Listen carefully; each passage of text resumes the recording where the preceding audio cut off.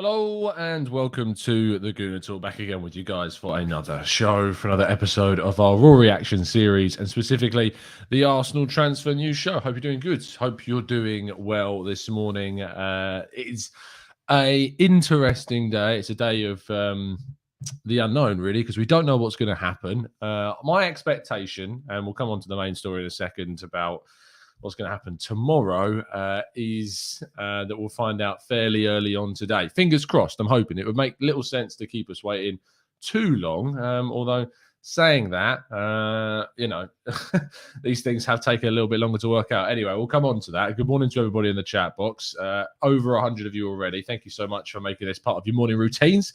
As per Gooner, Brad, we've got Jose, we've got Jonathan, Matt G, Henry, Christopher, Adama, we've got Metro, we've got Lars, we've got Paul, we've got Adian, we've got Bruce, Colin, Scuba Steve. I think I've seen Scuba Steve in a while. Welcome back, mate. Sorry if you've been here. I just haven't noticed your name.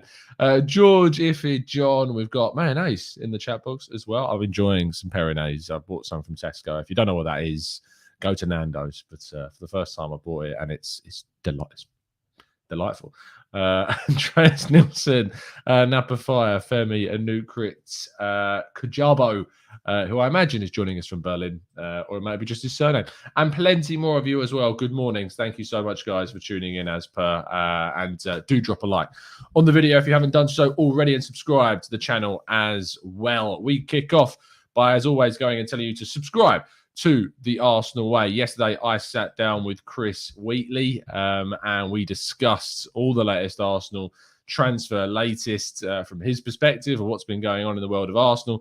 So if you want to go and check that out, please do. It is on the channel, and give it a subscription. We're currently on 7,200 odd subs, on our way to 8,000. So that'd be great if you could help us on our way to 8K. I've set myself the quite steep target of trying to get us to 8,000 subs before the end of the January window.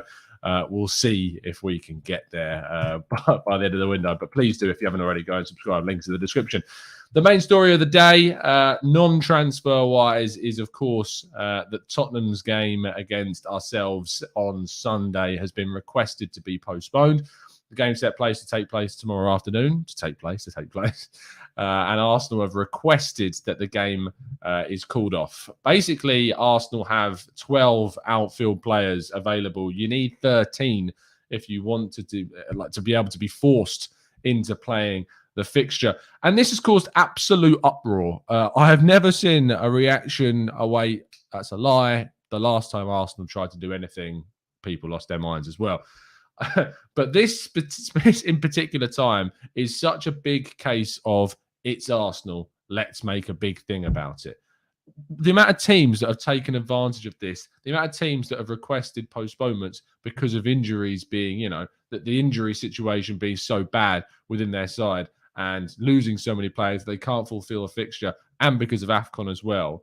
And yet, as soon as Arsenal try to do it, or I say try to do it, as soon as Arsenal just do it, they don't have to try. They haven't got enough players to fulfill the fixture, like so many other teams have not. I think 22 other games have already been postponed. As soon as Arsenal request to have the game postponed, it is absolute bedlam and uproar because it's Arsenal.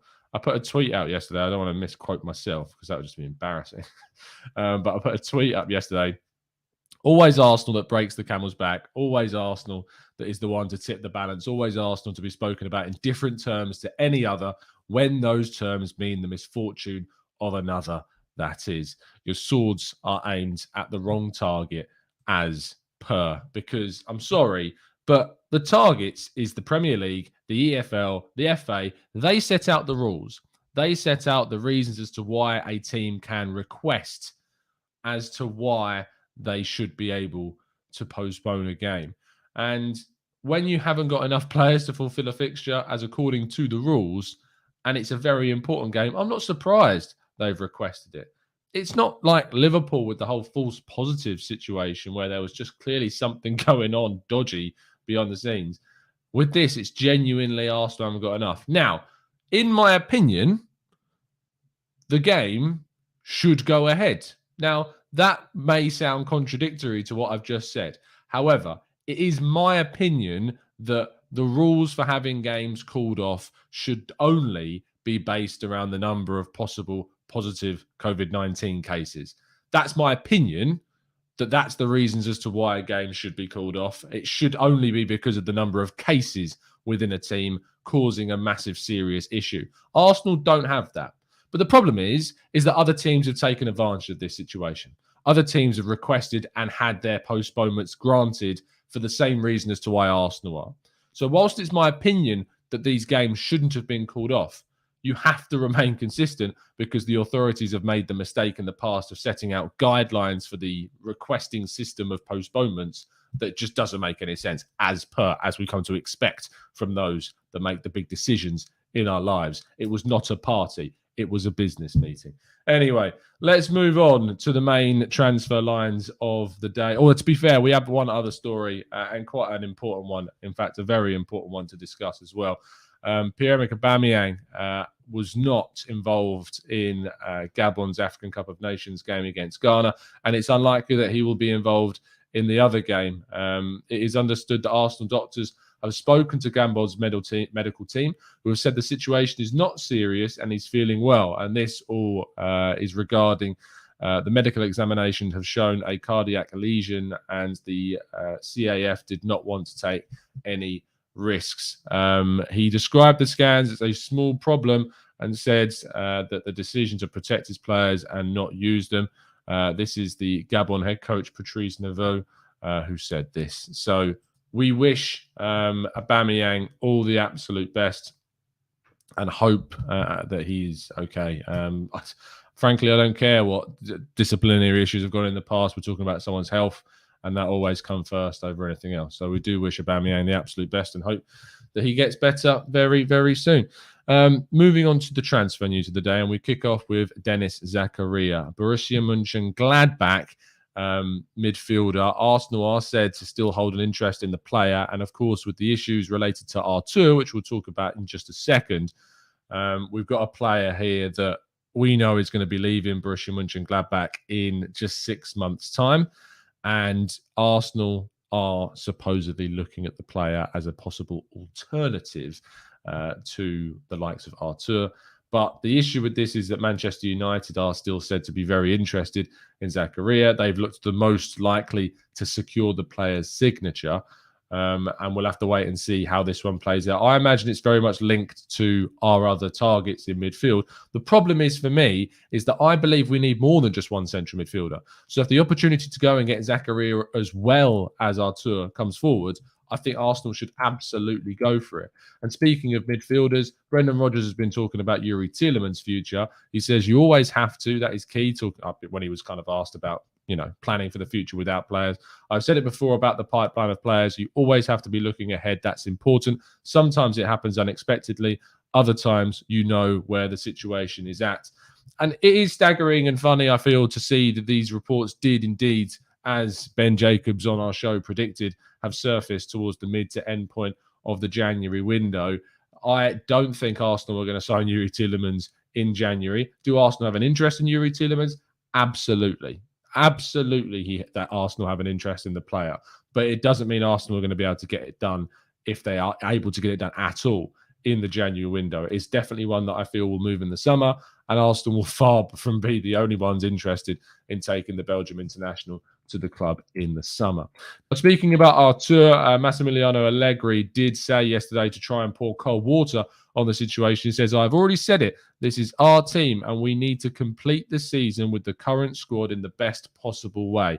This means reaching the top 4 in the league and progressing in the Champions League. And on Tuesday, there is a Coppa Italia.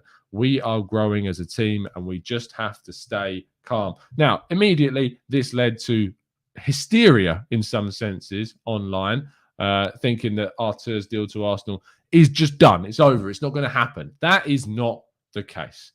Massimiliano Allegri is someone who is going to try and deflect away from the idea of any players leaving the Juventus squad this season. However, if Juventus are able to find a replacement for Artur, they will allow the player to leave. This is fairly well documented. This is fairly well known at this point. He is saying this purely to try and deflect away. It does not rule out the move for Artur in any such way. Arsenal remain in discussions with Juve. They remain very, very confident that the player wants to move to Arsenal, and the player is very comfortable in a move to Arsenal, but it does require Juventus to find a replacement. Jack, I don't think Juve are messing Arsenal around at all. They are just acting very sensibly. They are trying to find a replacement, which is what we did not do. It's why we did not do that with Ainsley Maitland-Niles. It's so frustrating that we're now, ironically, finding it difficult to sign a player that is being treated the exact way that we should have treated the Ainsley Maitland-Niles situation. It's ridiculous. And the funny thing is that in these types of scenarios, it takes one team to let a player go without finding a replacement before these kind of dominoes can fall. It's just unfortunate that, this is the type of player that, or rather, this is the type of situation where Arsenal have befallen the same moronic issues. And I called it moronic because it is. It was so silly to let go of Ainsley Maitland-Niles before bringing in someone else. But we'll go around in circles if we talk about that. Now, obviously, for our daily Dusan Vlahovic update, giving you the latest on what's going on with this story.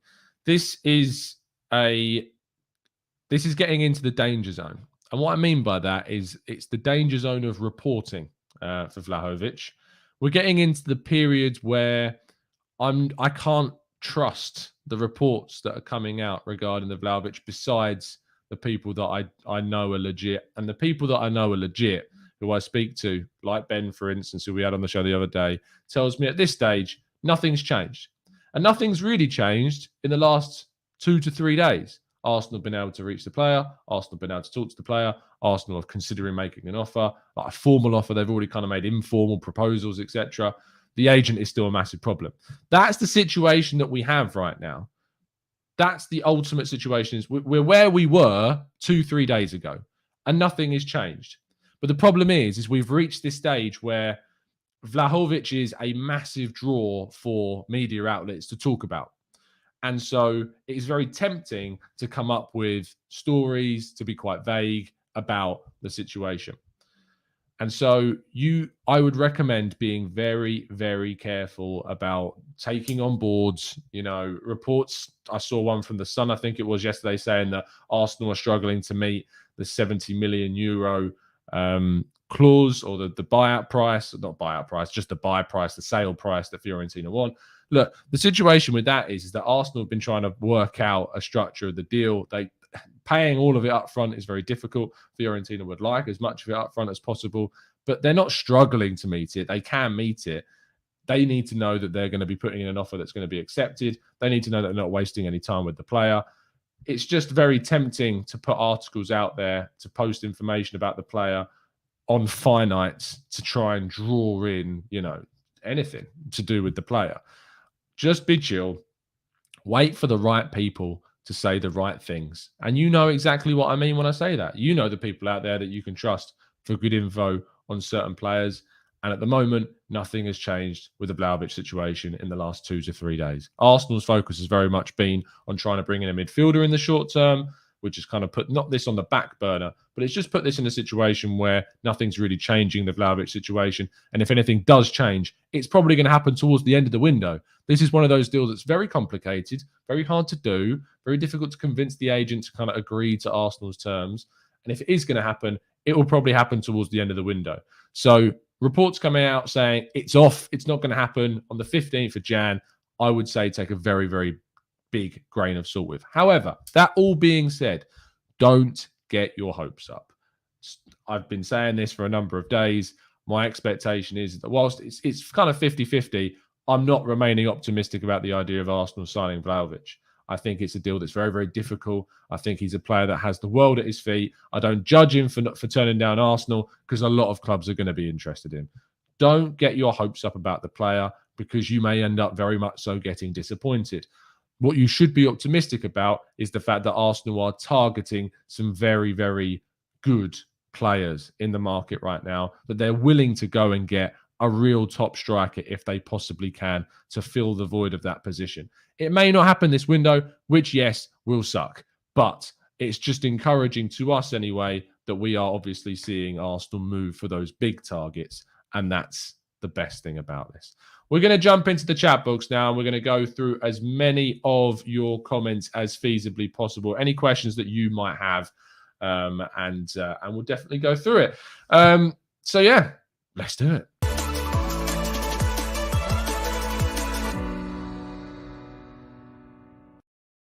Okay, let's jump into the chat box, see what we're saying, see what questions we are asking. Medical Study Buddy, thank you so much, mate, for the donation. Really appreciate it. That's really, really kind of you. Just dropping a hi, and thanks for the wonderful videos and hard work. Thanks, mate. That's really kind. Peronaise is great, but nothing beats Algerian sauce, something I only discovered in the UK. Don't know what it is. You have to educate me as to what it is. I love eating lots of different types of foods from different cultures, so let me know what it is, and I'll have to look into it. Do love a sauce. Wesley says, what are these nonsense about Diego Costa? Yeah, look, I didn't report this. I didn't talk about this in the main bulk of the stories because it's just ridiculous. It's just a ridiculous story. So there is gonna be no move for Diego Costa. So don't worry. That's why I didn't want to cover it. It was pretty pointless at this stage. Let's go to proposal, says John Mavrudis. Postpone it. Allows Arsenal players to be healthy for later. Match moved to February 20th. Arsenal-Brentford moved to later. Spurs will play Man City on the 19th, giving Spurs over 20 hours to recover. John's proposal too. Also, Son can't play. Also, Kane shouldn't be able to play as he's annoying. Also, match should be moved to the Emirates. Also, Spurs should have to wear clown shoes. It's only fair. I love this. This is a great proposal. You should send in a very pointed letter to the authorities, John. Clearly, that's what you need to do. Manny, can I do a quick recap? No, go watch the video. I'm not going to take up all the other 566 people's time who's been watching for the old video. Go watch it. Venkatesh says, if we are not able to sign Vlahovic, then why is Arteta trying to give the impression that we're capable of signing and competing with other clubs? Arteta has never done that before because it's still very open right now. Like in the sense from Arsenal, Arsenal's feeling is this is a deal that can still be done, that they can get this done. So they're not just going to be like, no, it's not happening. We're not doing any business. He remains optimistic because he wants to be confident about this. He wants to show his confidence in the deal, the confidence that the club can get it done. So he's not going to be closed off to it whatsoever. AJ says, good morning, Tom. Surely we would be confident of having both players and agent on side before submitting an official bid. All about the waiting game. Yeah, a lot of people I saw said when that whole Torreira plus cash deal proposal was surfacing, which is a very real thing, by the way. And then people said that Arsenal are yet to kind of agree a deal, or, Arsenal are struggling to meet this figure. All this is based around like unofficial proposals. Like discussions go on between clubs and the executives and, the club and the players. It's only when you know that a club is probably going to accept a bid 9 times out of 10 in these types of businesses that you will submit it. You sometimes have cases like we saw in the summer with Aston Villa and Arsenal, where Aston Villa just kept on submitting formal bids into the club to try and destabilise and tempt Smith Rowe away and to tempt Arsenal into selling, but not the best strategy in the world. And very rarely does this kind of constant thing happen very quickly. Jadon Sancho, Manchester United, it took nearly 2 years before Manchester United were finally able to kind of agree a thing behind the scenes and then submit that formal offer to get that deal done. So when you see things about offers, usually they're informal most of the time. Sometimes they are formal, like we saw with Smith Rowe, as I said. But again, we're just waiting until we can kind of agree on what needs to happen with the agent, with the player, and with the club before we submit anything official to the team. Stephen says, Tom, do you think that some left field signings that will happen as has been are one in the past? I think that what you'll see, Stephen, is at the end of the window, if some things haven't worked out as planned, you may see some signings crop up that we really didn't expect. You think the Nuno Tavares deal came out of absolutely nowhere when that was first reported, unsurprisingly. So we may see a very similar deal to that one happen. The Ramsdale thing popped up out of pretty much nowhere as well when it was first reported. These things pop up all the time. The Artur thing in itself also pops out of nowhere, really. I didn't really expect Artur to be someone that was going to be on the move this January window, but we'll have to wait and see. Joanne says, Tom, update on Vlahovic from Ekram Konur on Twitter 20 minutes ago. The official Arsenal Twitter is following him. What do you think? I mean, I can have a look at what he's saying about Dusan Vlahovic. Fiorentina are close to accepting a 58 million offer from Arsenal for prolific striker Dusan Vlahovic. I mean, obviously it means nothing. It means nothing in the sense that they're going to be close to accepting it. As I've said time and time again, Fiorentina is not the problem. The money from Arsenal to Fiorentina is not the problem. The player is not really as much of a problem. He's a bit more of a problem than the club because, he's got a lot of options. But the agent has always been the issue. And that leaves Arsenal in a very difficult situation to try and convince a very stubborn agent who's not that keen on his player going to Arsenal, trying to convince them. And they're going to have to do that by paying them probably a lot of money. I mean, interestingly, the fact that reports, and there were certain, I heard whispers about this idea that the agent was asking for a 10% sell-on clause to themselves. That is so unheard of. Like, sometimes, sure, agents get a bit of money when their players move on to another club, but sell-on clauses are for the clubs. To hear that a sell-on clause of 10% wanted to be put into any kind of deal for a renewal, I believe that was for his contract to Fiorentina, and they wanted an €8 million signing on fee for the agent, not for Vlahovic, for the agent. That's the kind of situation that we're dealing with. So, yeah, it's very, very difficult. John T says, Tom, I don't understand why everyone is losing their minds about our postponement, yet nothing happens to Liverpool for saying they had false positives. Hey, look, it's just the way things are, John T. Arsenal are treated differently to everyone else. It's very quickly become aware of that one. Vera says, is Guimaraes available on loan? I mean, I feel like if he was, it would be a deal that would have been done by now. While there's been reports about loan with option and obligations to buy, I feel like if that was a possibility, someone would have gone in for him by now. It just seems a little bit weird that hasn't happened. So I would take that with a pinch of salt. Lars says, how happy are you that we signed Tomiyasu and not Emerson Royale? Very happy. It's actually something I wrote about a week ago, I think, about the kind of patience, the due diligence, the decision-making at the club, and why we should kind of trust it. And this is one of the examples of why we should trust it. And not trust me, because I really wanted to see Emerson at the club. I really liked what I saw at Real Betis. I really liked what I saw from him in Spain. And yet the transition's not been good. And look, I've never preached to be some kind of, gospel of football, and not my football knowledge is unreal because there are plenty of gaps. And I'm very mistaken at times about certain players. But with Emerson, a player that I wanted, very happy to be proven wrong about him. And I think that's the case for a lot of Arsenal fans. I remember when we would do shows talking about the possibility of a right back, the amount of comments in our comment section that would be like, go get Emerson. Why are we not getting Emerson? Why are we letting Spurs get Emerson? And I was the same. I was frustrated, but, it's proven to be very much the case that we were very wrong on that. Matthew Boss, thank you so much for the donation, mate. Really appreciate that. That's really, really kind of you. Venkatesh says, what's your view on Saka's attitude in the Liverpool game? The intensity and with he played and the arrogance he showed taking the challenge spun Robertson like a table fan. He looked like a different animal. Look, Saka is he's a brilliant footballer. He's a brilliant guy more than anything as well. He's just a nice lad, and we're very fortunate that we have him. Uni Tatake says, I swear I'd say the name wrong or differently every time. And joining us on Twitch, we do stream these shows on Twitch. Do you think that's why we signed these old guys like Willian, because it took them years to get the deal done? Look, Arsenal are in talks with players and their reps for months, weeks.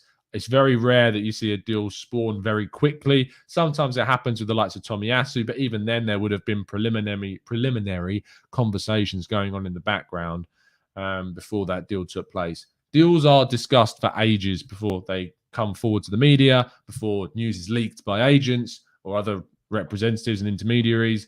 So we only kind of hear about them at the last kind of second, or in the cases of some, when they're just made up. So, it is as is. Thanks, Matthew. That's really kind of you. Really appreciate the kind words, as always. It's the reason why I do this. Poria says, silly question. How much power does an agent have? Like Vlahovic, totally powerless? No, he doesn't. He isn't totally powerless. And players have the control over their agents in a way. a player could sack their agent if they wanted to, and that has happened on a number of occasions. Usually, however, those players are tied down to a contract with the agent, and they would have to obviously sack them like you would at any kind of employment. And when you fire someone, sometimes you have to pay a certain amount to get them off your back. If you know what I mean. In any kind of, you remember when like managers get sacked and they get payments because they've been sacked. So it would be the same thing. So there's probably difficulties if Vlahovic wanted to get rid of his agent. I'm not going to go into the alleged stuff, but there's probably issues. But yeah, Vlahovic does have some power, but there's probably some complications as to why that's not happened. Joel says, Tom, if the game against Spurs is not postponed, who would you play in the midfield? I think there's a few options. I think one, we continue with this back three that we've got that we used at Liverpool. I'd be tempted to bring in Tierney kind of to that left centre-back spot, Tavares out to the left wing-back to give us a bit more pace and a bit more threat in the wing-back areas. I think you'd have to probably move Chambers into midfield alongside Lokonga and then go over front three of Martinelli, Lacazette and Saka. Tomiyasu, if he's fit, would play right wing-back. If he's not fit, then maybe you'd have to play Tavares right wing-back, Tierney left wing-back, and holding Wyatt and Gabriel in the back line. Depends if Tomiyasu's fit. But Tomiyasu was another one. Someone suggested the other day in a comment section, I think, that Tomiyasu could arguably play in midfield. I don't know if he's ever played this role before. And people might think, obviously, he's not played this role before, but he is one of the most versatile players that I've ever seen. So I'm just going to do a quick check on his career stats.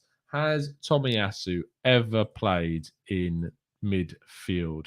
And the answer, unsurprisingly, is yes. He's played there 16 times in his career. Let's just have a quick look at where those were. The last time he played defensive midfield was in 2019. He was playing for Japan in the international tournament in 2 wins, one over Uzbekistan, the other one over Turkmenistan. He also played in 2015 in midfield for, who is that? Assuming a Japanese side, is it? Avispa Fukuoka in the J League, the J1 League. He played in 2015 there. In 2016, again, for the same side, he played there 4 times. Didn't win any of those games, but he did get an assist on one of those in the quarterfinal of the J League Cup.